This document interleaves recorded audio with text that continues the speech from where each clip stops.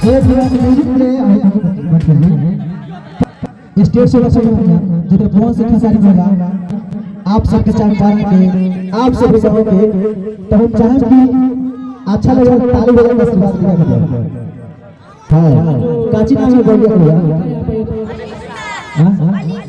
अलीसा तो हमारी तरफ से और हमारी टीम के सारे प्लेयर की तरफ से अनीसा को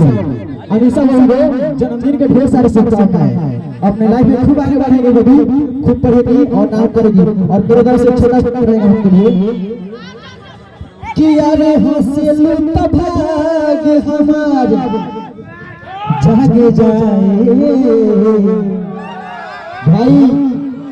ये छोटी बड़ी का निकाला तो हम चाहे तो हंसता रहे एक अभी ठीक है कि यारे हंसिल भाग हमार जागे जाए तो जा हमरे मरी तोहरे की लाग जाए एक बार अनीसा से ताली बजा दो बॉडी के बाद आप एक दूसरे को लगा छोड़ चल का बरस और